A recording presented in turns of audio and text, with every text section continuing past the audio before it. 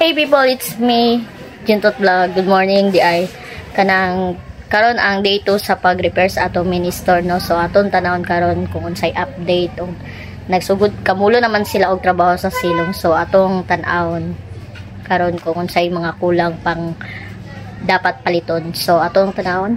Tara. Update check. Muna na siya karon do atong day 2 sa pagpatrabaho sa atong mini store.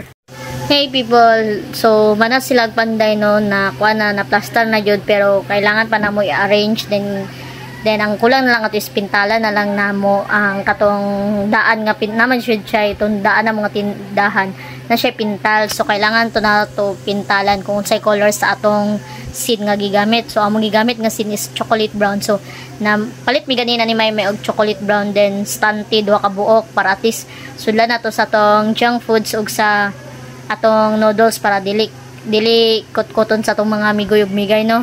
So atong tanan karon sa update ayan sana jud siya katong permero tanawan ninyo sa to katong permero na mga minister og karon unsa inyong ma-suggest, unsa inyong ma-comment di ay, no. People mo ni atong minister sa una, no, tanawon ninyo gamay pa jud kay siya din piot, so amaka na di among gamit ana. So tanong na to sulod, grabe pa kagubot, no. Pero wata ka balon say dagan ani sa atong pagpapanday ani nga time, pero di ba makita ninyo ang before and after.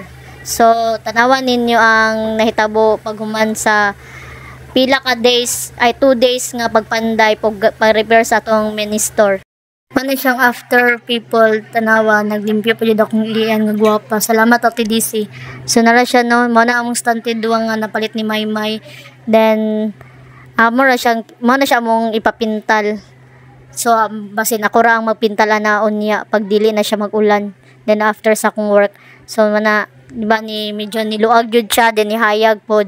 So di ba people, nakita na ninyo unsay kausaban. So medyo dako jud ang nausaban og dako po dako na gasto.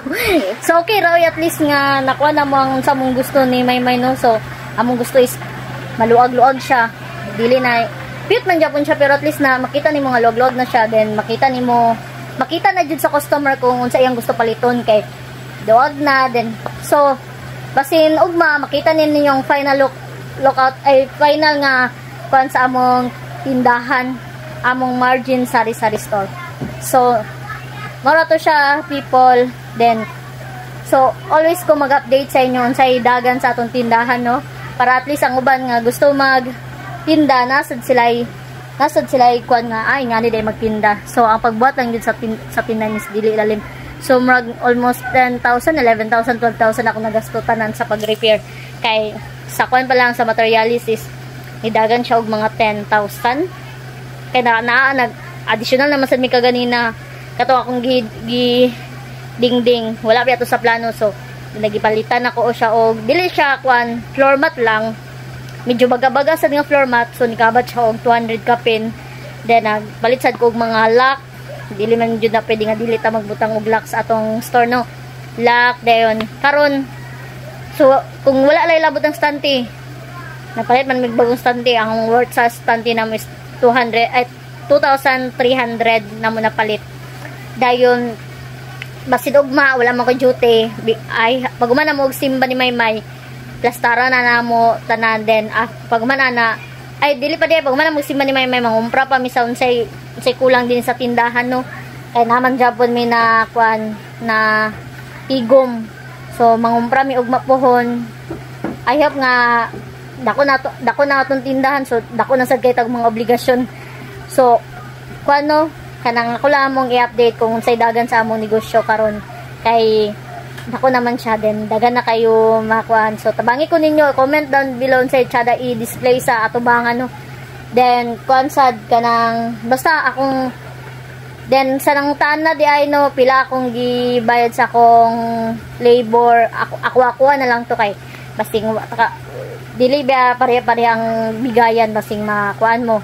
So ako is naglantaw lang ko silang trabaho nga nindot, so mahatag jud ko priceless sama sa ilang pagtrabaho sa kong.